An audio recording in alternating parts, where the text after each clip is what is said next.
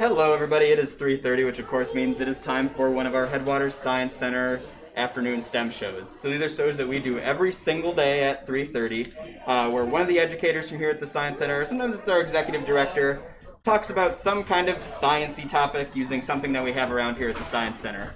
Sometimes it's an exhibit from down on the floor, sometimes it's some cool little piece of equipment that maybe we have, sometimes maybe it's an interesting person that we bring in. Today what I have is kind of a mix of different things. Some of these are things where if you come and you visit us here at the Science Center, you will see out on the exhibit floor. Particularly a lot of this stuff is coming from kind of our upstairs area here. But a lot of the stuff that you're seeing on the table right now is stuff that is not usually out on the exhibit floor. It's stuff that lives down in the basement. And we have here at the Science Center a whole basement level that guests don't really ever get to go to. And what we have down there, kind of the biggest part of the basement, is a lot of storage.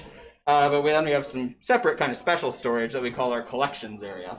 And what collections is kind of very well documented, very well sorted storage. And specifically collections is kind of what we call the area where we store the things that we want to potentially use for educational stuff in the future. And so this show is somewhat inspired by a show that we did a couple days ago. If you watched, I believe it would have been Thursday's show, Spencer did a talk about fish fins. And one of the things he was talking about with the fish fins is how you can tell by kind of the way a fish has its fins, what type of lifestyle it lives, what it does when it's out in the water by the shape of its fins is a really good clue to how you would do that, or tell that. And like I said, it kind of inspired me to look and do the same thing, because this is a program I've done every once in a while. It's kind of a pop-up demo, is looking at some skulls. I like bones, I like skulls a lot. And so I thought this would be an interesting thing to show that, it's not just fish fins that you can do this with. You can do this with a lot of different parts of animals. Just take a look in close and be thinking about, okay, how does this physical feature help this animal survive out in the wild? And kind of going backwards from it too is, how can we look at a physical feature and, tell what that feature is going to be helping about that animal, and then use that to tell maybe what kind of animal this bone came from. And so what I have in front of me here are a bunch of different skulls of a bunch of different animals. I don't think I have two of the same species on here. Every single one of these is a different species. Yep. And for the most part, I know what these skulls are. But what I'm going to do today is I want to point out some of the features on these skulls that help me identify them. Because every once in a while, something that happens pretty commonly here, and I would even encourage folks to do this as well, is we get people who come in with something that they just find out in the wild, and they say, hey, what is this thing? And when it comes to things like skulls, it usually ends up going to me because I've got the most experience with that out of anybody here. So I think I want to just go through that process a little bit, talk about what I look for when I'm trying to figure out what animal a skull came from, and use this whole mishmash of critters I got in front of me as some examples of features that I am looking at. Another kind of sort of inspiration for this is I found this one down in the basement, and it's kind of an interesting skull. One that a lot of people probably wouldn't immediately recognize upon seeing it. But I looked underneath it and I found a red piece of tape that says gray fox on it. I will tell you, this is absolutely not a gray fox. Somebody mislabeled this. And so I think we'll use this as kind of an example skull that is going to hopefully be a good example of kind of, like I said, going through the processes of what we would do, or what I would do when I was trying to identify a skull. So around here, basically when I get a new skull, get a new thing, someone brings a thing in for me, one of the first things I always like to ask them is, where did you get it from? Establish where the thing was found, because if somebody comes in and says, hey, I found a skull in my backyard, that's useful information for me. And if they say, hey, I bought this at a market in the Philippines, that's also valuable information for me. If they say they found that in their backyard, I can probably pretty safely guess that it's not a skull from a sun bear, because how would that be here? The other thing that's seems really obvious, seems really intuitive, seems like something that's maybe not even worth talking about, but absolutely is something to think about, is the size of the skull. I can look at this skull and I can say, yeah, this isn't a bear skull, because a bear is much bigger than this. It's also not a mouse skull, because it's much bigger than a mouse. And size is something that is valuable kind of in the broadest strokes, but obviously animals come in different sizes, even within the same species, and obviously age plays a huge role in that too, of how big a skull might be. of a baby bear skull is obviously smaller than a full-grown adult bear skull is. But in the most broadest terms, size is actually really, really handy for this, even though, it seems like obvious enough to kind of trick you into not thinking it's important, but it is hugely important. And I will say, just as like a general kind of rule that I go by, is I come at it from the perspective of starting with a long list and eliminating things off of it. I look at things and I say, what is this not? Until I get down to a short list, basically, is how I do it. And so I can look at this, and I can look at some of the features of it. So like the teeth are another thing I'll oftentimes look at very early in a skull. I can look at this and I can say, okay, it's got some really long pointy teeth here. Some big long, what we would call canines, or those big long pointy teeth. And what's almost more valuable than the canines is looking in the back of the mouth where the molars would be, and seeing that the molars are actually kind of pointy too on this skull. And what that tells me is a lot about that animal's diet. So what it's telling me is that this is an animal that's probably not eating like leafy things. It's probably not eating nuts. It's probably mostly eating meat, if maybe even only eating meat. And you can compare that to some of our other critters here. This is another one that, even though it's a very different shaped skull, has similar traits within the teeth. And I can look at that one. I can look at this one. Oh, here's another, this is a fox. So, I can tell you right away, it's not a fox. But, you can see very similar types of teeth where we have those big long canines and then basically a bunch of little pointy teeth going all the way towards the back on basically a lot of these. We'll hold off on that one for now. And so, like I said, what I can tell from that is it's probably like predominantly a carnivore. It's probably eating very little, if any, plants. Another thing I can look at on here and get a lot of good information on is kind of just the general shape of the skull. So one of the things that's really, really weird about this skull, when you find something that's just weird, that's always a good thing, because weird means unique, and unique means there's not very many things it could be, and the stuff that it is probably really closely related to each other. So I'm going to pull out our fox skull here again. I'm going to point out a thing here. And so what I want you to look at is this hole right here. Any guesses of what goes in that hole? Eyes. Eyes, exactly. And so we're going to make a note of, we're going to kind of put a line right through the hole for the eyes there, so right there. And what we're noticing is that the eyes are about halfway through that skull, right? And that's on our fox, remember. If I look at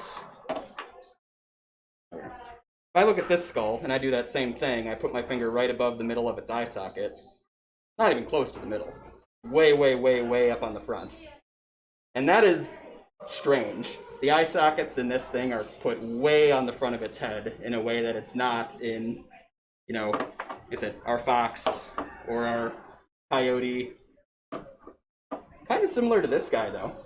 So this is a little different, so we can actually kind of make a note here that these guys are similar in a couple different ways. Where's the other one? Here we go. This is another one that has kind of that similar thing where the eyes are very much closer to the front than they are to the back. Another one there.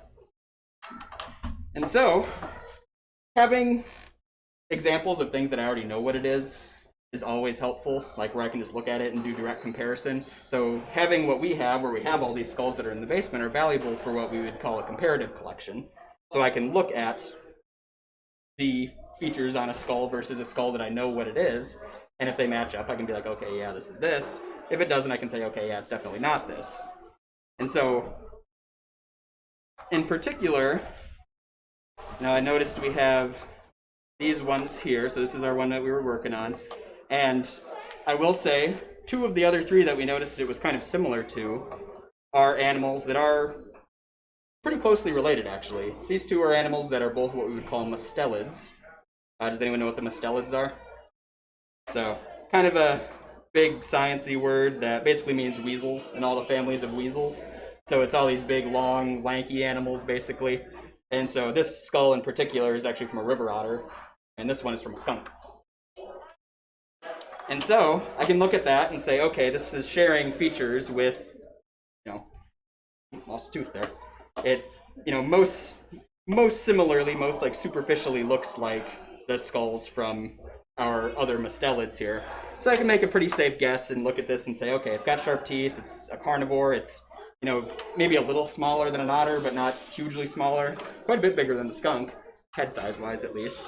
Similar teeth, similar head shape, similar positioning of the face. I could probably look at this and pretty much right off the bat make a pretty safe guess and say, okay, this is something in the weasel family. And a lot of times that's like as far as I'll get, just like eyeballing a thing quick.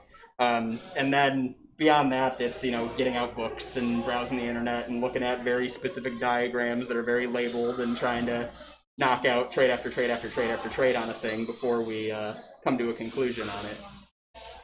This one, because I also happen to know with this particular specimen that it is one that was found locally, so that's good information to have too. And there's only so many mustelids that are this big that you're going to find locally. Otters, and then this guy. So this is a critter that you might find in the forest around here. You don't see them very often. They are not in a great spot as far as their numbers go. They're coming back, but they were pretty deeply endangered for a while. Mostly lives up in the trees. This is called a fisher. And so fishers are a member of the weasel family. They're the biggest ones you're going to see around here outside of the otters. And like I said, you're seeing those traits kind of appear, within the exterior of the fisher that we are noticing in the skull. So his mouth is stuck shut, so you can't see his teeth in this one. I know you're seeing the eyes that are pushed very far to the front of the head.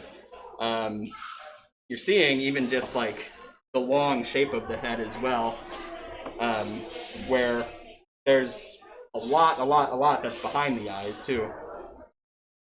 Is again something that's pretty unique to this specific little batch of critters here.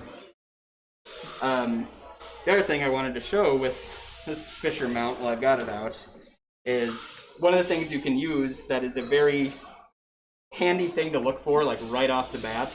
If you're having questions about a critter, and particularly if the teeth aren't there, because that's a pretty common thing, is you'll see, you'll get a skull and the mandible's missing, there's no lower jaw, and a bunch of the teeth are also missing.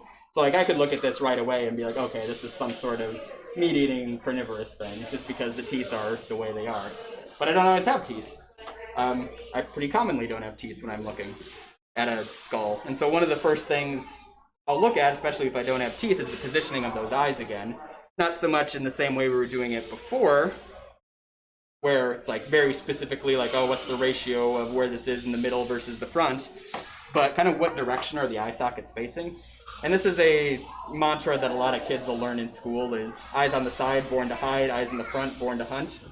And so you can compare, for example, our fisher, or here, we'll go with somebody a little bigger here. We'll take our coyote. And look at the positioning of its eyes and kind of how they're oriented. And compare that to, this is a deer, obviously, and see where they are. And it's further back on the side of the head and designed to look more out to the sides rather than out towards the front. And that's something you see pretty consistently across the board with predatory animals versus animals that end up finding themselves more as prey animals, is that same orientation of the eyes. It's something you see in fish as well, even. And, again, just for the sake of having it be worth it for me to have hauled this up from the basement. We can see where our deer is looking there. It's out here. Whereas our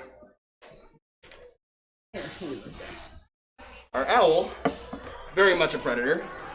You can compare where those eyes are oriented, and it's basically straightforward. And what's the benefit of that? What is the give and take on there? Because that's how these things always go. There's always some give, there's always some take. Otherwise, you just see everything have the same exact thing if there was just all positives and no negatives. Positive of having eyes in the front is depth perception. There's a big area, your eyes see individually, and then basically the areas where you have your two little cones of vision that are coming out, the areas where they cross over are the areas where we have good depth perception. So by having them close together and pointing the same direction, we get a big area where we have very good depth perception relative to something like a deer. Whereas a deer, its eyes are way out here, it only has a little area like right in the middle where it has very good depth perception. But the benefit is it can see a much bigger area around it. We have about 180 degrees of like peripheral vision that we can do. You know, if you really stretch and get a little further. But something like a deer can see almost directly behind it with it the way its eyes are positioned. Can't quite get there, but it's pretty close. And there are some animals that actually can see almost 360 degrees around them.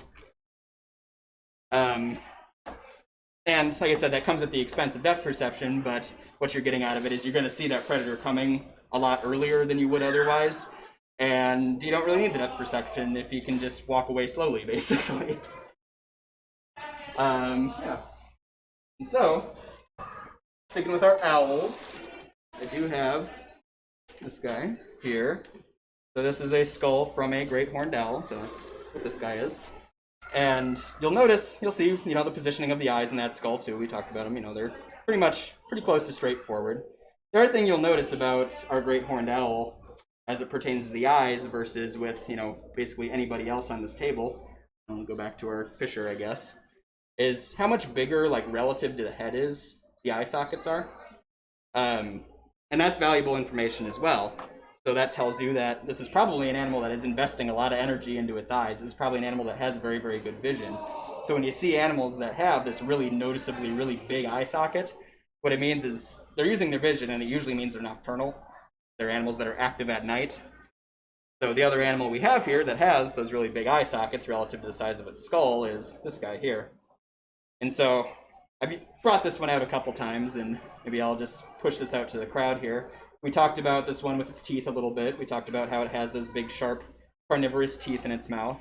We've talked about kind of how it sizes relatively to some other critters here. You know, it's a little bit bigger than our otter, probably a little smaller than our coyote. We talked about how it has really big eyes that are probably having it have very good vision and potentially nocturnal. Do we have any guesses as to who this is?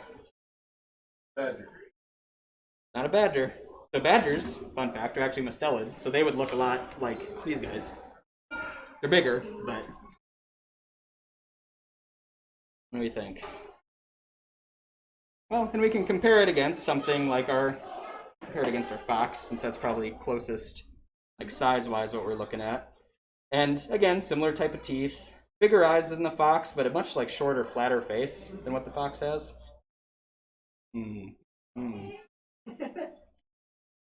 So, our other order of carnivores that we have our caniforms, which includes things like mustelids and all of our dog-like things, and bears would be in there. The other order we have is the feliforms, so cats and their relatives. So this is a bobcat. This is. And then, like I said, you can see two animals there, both not very closely related. I mean, we're talking about a feliform carnivore and or mammal, and then a completely unrelated bird, but they share a trait where they both have very good vision and are active at night, and you see that reflected in their skulls. And then this guy who's holding the prop for me here. To put it in perspective, and particularly with the owl, this softball here represents about how big a human eye would be if it was to scale with an owl's eye. So you can see, like, relatively how much bigger that is for us, and how much, like I said, energy, time is invested into building that eye, and how important it is. Again, one of those things that's like really simple, but if you notice a thing is like really weirdly big, it's probably like related to something that that animal does really well, because it takes energy to make a big thing. You gotta make it worth it. This is kind of an interesting one here. So, this one's weird because it has, well, these two. You gotta head out? Yeah. Our family's leaving. All right. So, this one's interesting because it has a really unique property to the skull here. That's a little different than anyone else you'll see here. And I'm going to point out one feature here. And so, I'm talking about this hole that is in the back of every single one of these skulls. They all have a hole here. And what that hole is called is the foramen magnum. And so what that is the hole where the spine enters the skull and connects to the brain. And what you'll notice with most of my skulls I have on my table here, you have that hole, and then you have a big bulb here. And that big bulb is where the brain is. They have a big kind of bulbous brain case. You know, our fox has it, the raccoon has it, or even our owl has a pretty decent little bulb there for the brain to sit in. But you're not seeing that on this. It goes in here and there's really nothing there. There's no big specific brain case in there. And that's a good thing to note, because basically what that tells us is that this is an animal that has a really small brain. And there is information that can be garnered from that beyond just knowing oh, which animals are smarter than other animals. One of the things that is really very much a necessary thing for having a big brain is being warm-blooded. It is just more efficient, more able to get the energy that you need to the brain. You got to be warm-blooded to have a brain that's definitely this big, but even this big. And so by having not that, like I said, we can pretty safely guess that it is something that is cold-blooded, and so that narrows it down immediately to it's a fish, a reptile, or an amphibian, basically. And again, going back to question one I would ask about this is, well, where did you find it? And in this case, this would be one that was found, again, locally. And if I'm looking at this and I'm saying, okay, there's fish, amphibian, or reptiles, there's only so many that get this big around here. Yes, fish, there's a lot of bigger fish, but it's not a fish. Hard to articulate exactly why it's not a fish, but it's definitely not a fish. There aren't any amphibians that get this big around here. There are also not many fish that are that shape. Yeah. Usually a fish is Yeah, I mean, there's an interesting little trait here with a little beak that's in the front. Plus, a lot of the times fish don't have a whole skull like this. They'll just have a plate on top, kind of. Yeah, I mean, I could look at this and tell that it's not a mammal, it's not a bird, because the brain is too small. And so, like I said, what that tells me is that it's something that is big-ish and cold-blooded. And around here, there's only so many options for that. That's why I've said it several times here, knowing where a specimen came from is so valuable when it comes to identifying a skull. Because I can look at this and say, okay, it's from around Bemidji. It's definitely a snapping turtle, because nothing else is this big. That is a reptile. Snapping turtles are the biggest reptiles in Minnesota, pretty comfortably. And so that's who that is. On the contrary, we have this, which is a specimen that is not from around Minnesota. This is one that somebody brought in as part of kind of a bigger collection of stuff that they were bringing in to us. They were done a bunch of global traveling, but were trying to move into their retiring home here and downsize and have a little empty out some of their knickknacks and whatnot. And so brought them into the science center and brought a bunch of cool specimens like this into us. And so because, like I said, they were kind of globetrotters, they brought us a bunch of stuff from all over the world. And what's kind of nice with this one is I talked about how, if I was trying to identify something, having other things to compare it against is always really valuable. And there's a really easy comparison to be made between these two, obviously, just as far as the shape goes. The other thing that is really kind of unique here is, touched on a little bit earlier, is the bottom part of the cranium here, where we have kind of a hard edge. There's no teeth, notably. There's no really distinct separate beak like we saw in our owl, where you can see all of a sudden we have a big color change and this is made out of different material. The rest of it, this is all just bone all the way through, but it's kind of shaped like a beak is for like a bird would be. And again, that tells me that this is probably another sort of turtle, but it's obviously much bigger than our common snapping turtle is that we have around here. And so from that would be basically what I would jump to next, is hitting that phase where now all of a sudden I'm looking up, okay, what are the biggest turtles in the world, and now getting a list of that and then going through and looking at individual skulls with those online, because I don't have anything that's closer than this, and this isn't going to cut it as far as being like a comparative specimen. Some kind of sea turtle. I never narrowed it down to like a specific species. There's a couple species of sea turtle on, but that's what it is. And there is kind of an interesting giveaway too, that it is probably a sea turtle relative to like some big like land-dwelling turtle or tortoise, and that's the shape of the top of the skull. And this is something you'll see as a very, especially if you have stuff to compare it against, trait thing to look at. So like an example that you might encounter around Bemidji that I would use this type of thing for a lot is I find a skull that looks like this, and I say, okay, is this a beaver or is this a porcupine?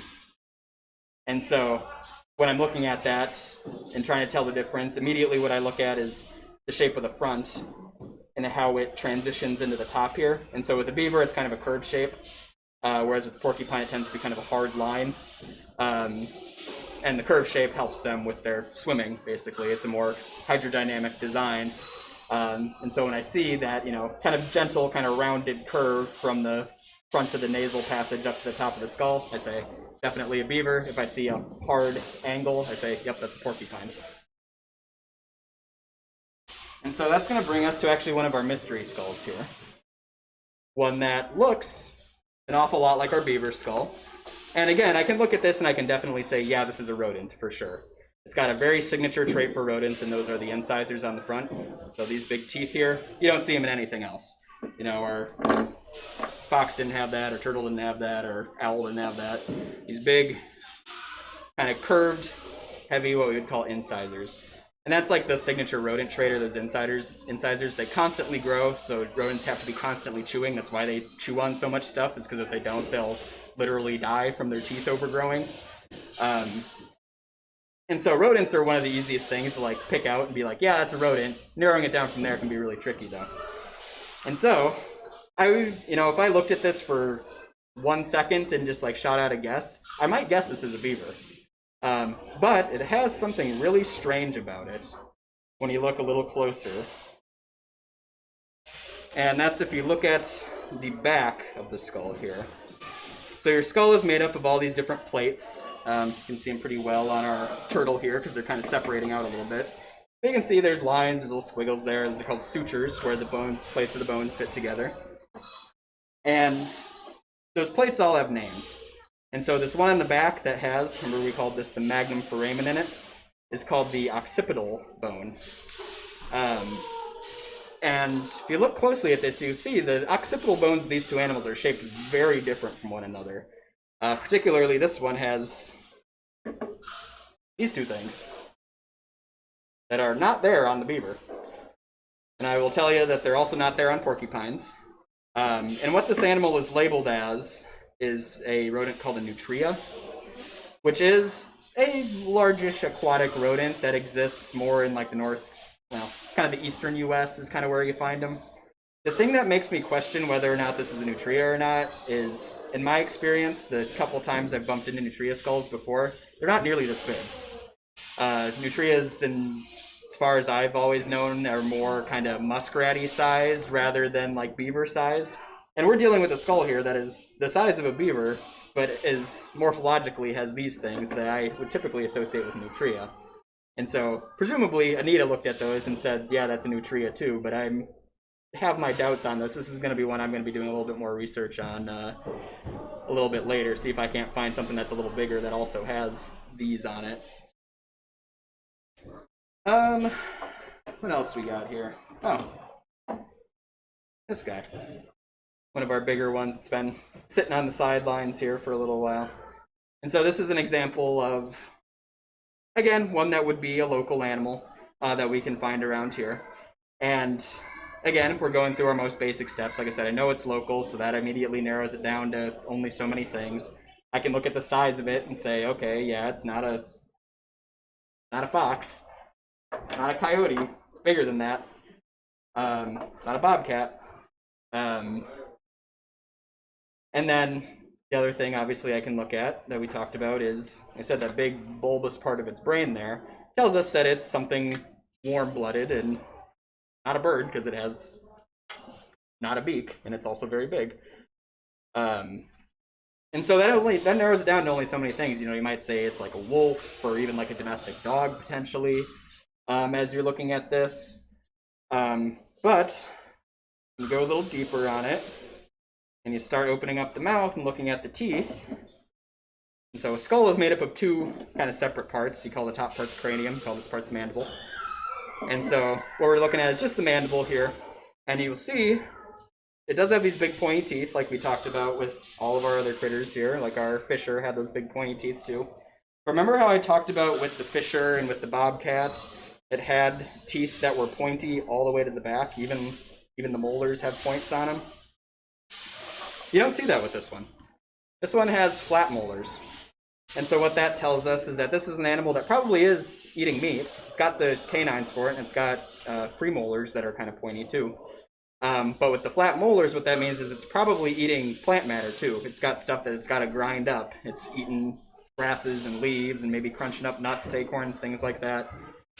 So what we're looking at here is what we would call an omnivore. It's an animal that eats both plant matter and animal matter.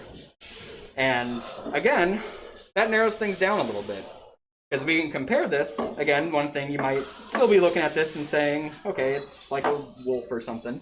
But I don't have a wolf skull. What I do have, though, is my coyote skull, which I know is very closely related to a wolf. And I can look at this and see, much like our fisher, it has pointy teeth all the way to the back. And so I can pretty safely assume that a wolf is going to be similar to that because they are very, very, very closely related. And so this is not that. Which narrows us down to really only one thing that is this big around here that is eating meat and plants, and that, of course, is the American black bear. And this one in particular is why I say only paint with the broadest strokes when it comes to size, because this is one where I say this is a bear, and a lot of people say, wow, it's a lot smaller than I would have expected it to be. And that's true, it is a lot smaller than a lot of people would expect it to be, but we got to remember that when we're looking at a head, we're not just looking at bones with skin stretched tight over the top of it. There's fatty tissue in there, there's muscle tissue in there, there's fur in there for a lot of these things that are making up a whole lot of what we're actually seeing from the outside. And so a lot of the times, the bones in the middle are not nearly as big as you would expect them to be. And so that's the case with bears, is they have a ton of fat, a ton of fur, a ton of muscle all around their bodies that really, really make them look a lot bigger than they are. Let's see, what are some other kind of fun ones we can look at? Check this guy out, actually. So I brought him up here as a prop to hold my softball, but they're actually kind of interesting from a skull perspective, too. Not a local, this one. This is the American alligator. But one of the things that is particularly kind of interesting with alligators is we were talking a little bit about eye positioning earlier. And alligators have a really interesting spot where their eyes are, where they're all the way up here on the top of their body, or top of their head. Set basically as high up as they can get it. Their nose, their nostrils are also right up on the top of their body. And that is something that they have for the way that they hunt, where basically they're trying to stay below the surface, trying to keep as much of their body below the surface of the water as they can, because it hides them. These guys are primarily ambush predators. They lurk near the edge of the water, wait for something to come up to the side of it. They jump out and they grab it and they bring it in. And so they don't want to be very visible when they're doing that, so they have almost like a little stethoscope set up for their nose and their eyes that helps them do that. The teeth on alligators are obviously very interesting too, because alligators actually are not very good at chewing their food. They don't have molars. They don't have any flat teeth, like, at all. They don't even have like ones that are both flat and pointy, like our coyote does, where they have like a flat part on the inside and then a pointy part on the outside. They just have all basically the same type of tooth. It's basically all canines all the way through, where it's this kind of very pointed teeth all the way to the back. And so what those are really good for is grabbing and like gripping onto a thing. Like I said, they can't like chew though. So what you'll see when alligators are feeding is they'll find their prey, they'll grab it, they'll drag it into the water, and they'll just hold it until it drowns, basically. And then when they're actually eating it, they don't so much chew it as they just like rip bite-sized chunks off of it and then swallow it that way. So they don't chew it in their mouth at all. So then there is... This piece in general is kind of a weird piece because I'm not 100% sure of like the general nature of it. What I think is happening here is I think there is a real skull in the middle of this, but then somebody has built like a plaster model around a real skull, because like the part I'm touching here is not real alligator. And I mean, you can even see on the back where it's cracked a little bit, there's plaster underneath there. But I think there is a real skull in the middle. I think these are real teeth. Okay. Let's see. One more. So, a couple other kind of interesting traits that I don't use all that much for identification purposes, but do give us some kind of interesting information about an animal, is looking at some of the traits on the top and back of the skull here. In particular, you'll notice a lot of animals, well, let's talk about this one first, have kind of a crest of bone along the back of their skull here. See, this guy's got it, our coyote, our raccoon has it there, our bear's got it. And so that is called the occipital crest. There's that word occipital again. Remember we talked about how the occipital bone is the one where the spine enters. And that's an interesting feature because it's something that we humans do not have. The other ones that we have here on our table that do not have an occipital crest are, well, our two turtles don't have it either. But notably, our two birds also don't have it. Why do we think all of these other animals, our bear, our fisher, our beaver, our raccoon, our coyote, would have that feature, but our two birds and our humans do not? What is different about all those animals versus a human? Head position. Head position, exactly. And so, humans and birds, we're bipedal critters. We stand upright. Which, as far as like our head goes, most of the load of keeping our head upright and facing forward is done just by like gravity and just like body orientation. Whereas if you're something like a coyote, you have to be holding your head up all the time because, you know, a dog can look down. It's got to be fighting against gravity all the time to keep itself just looking forward. And so that ridge on the back of the head there is for muscles to attach to. Basically, anytime you see like a really noticeable like ridge or point on a bone, it's probably somewhere where a muscle is attaching.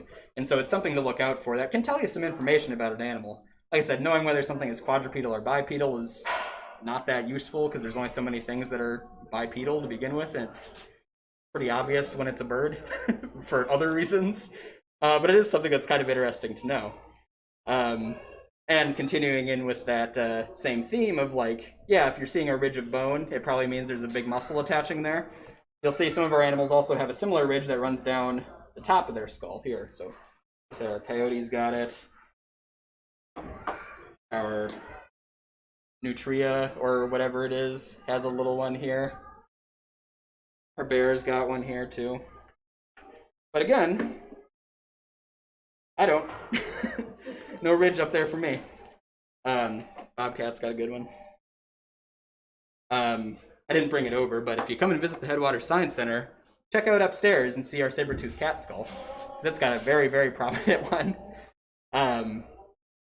And that is called a sagittal crest. So runs down the middle of the skull. And what that is a place, again, for muscles to attach, and in particular the muscles that are attaching on that one.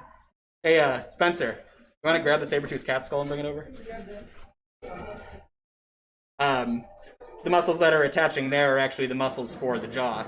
And so humans don't have that because our jaw muscles don't go all the way up to the top of our head. Ours actually connect on our cheekbones. But animals that need to rely on a really, really strong bite, need to have a really powerful bite, will have a big ridge of bone up there for those jaw muscles to attach to. So like our saber-toothed cat, its jaw muscles would connect up here and go all the way down. But like I said, for a human, ours connect on our cheekbones. And so humans have a pretty weak bite, relatively speaking.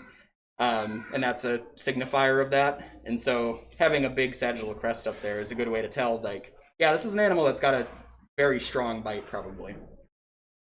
Again, not something that necessarily is super, super valuable information, usually for telling an exact species of an animal, but gives you some insight into how that animal's living its life. And every once in a while it comes up, and it's just kind of fun to know.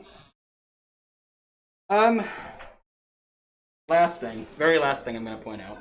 I'm not sure how well this is exactly going to show on camera, but a cool feature to look at is looking inside the nose of a critter.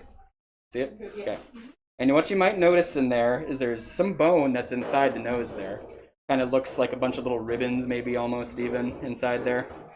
And there's a word for those things. Those are called turbinates, is what we call those. And turbinates are something that generally you're going to see in animals for any of a couple of reasons. Typically, when you see a lot of turbinates, what that's telling you is that animal probably has a very good sense of smell. Because what those are adding is a bunch of surface area inside the nose, and so it's meant for, you know, gathering up more scent particles and getting them exposed to more surface area in there so you can pick it up more sensitively.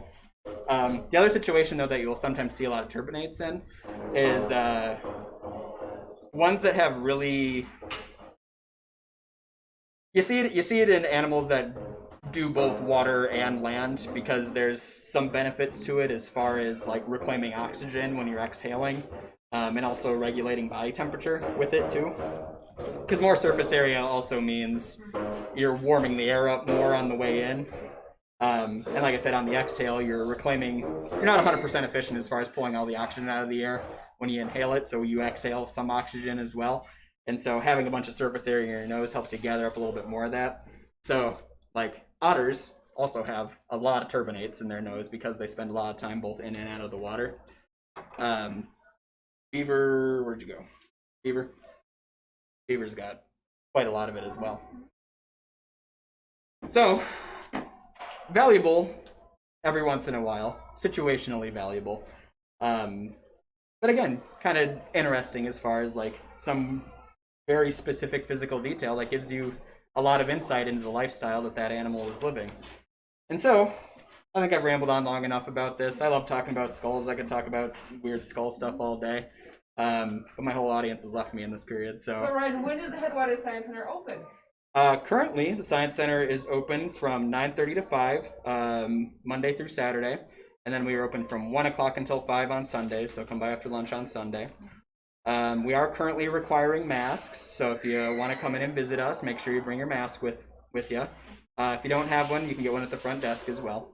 Shout outs to Harmony Grocery Co-op in downtown Bemidji. I like to shout them out anytime we're doing anything talking about our critters, because they provide us with a lot of the food that a lot of our animals eat. Obviously, these guys don't eat much. They are past that phase of their existence. But we do have a lot of animals here that do eat a lot of veggies, and they provide us with a lot of those, so shout-outs to them. Otherwise, tomorrow is Sunday, and it's going to be Anne, who is behind the camera right now. Anne, do you know what your show is going to be? I'm still working on it. We're talking about probably properties of water, and maybe it might be a mixture of things. Actually, that might be a mixture of things. There you go. What are mixtures? What are non-mixtures? Mixture versus solution versus suspension sure type of... And maybe some invisible ink, maybe some plants that are growing. We'll see. Tune in. So, could go any old direction yet. That's exciting. Could be anything. The possibilities are endless yet. So tune in tomorrow. Like I said, it's going to be Anne at 3:30. And if you happen to be here at 3:30, you know, and Anne's up here doing her show, absolutely feel free to come participate. I know Anne likes to do a lot of hands-on stuff with her shows. We'll be hands-on. Another thing we do at the Headwaters Science Center are birthday parties. So I'm hoping that some of the birthday party guests will be participating. All right. Well, anyway, hopefully you guys enjoy that tomorrow, and we will hopefully see you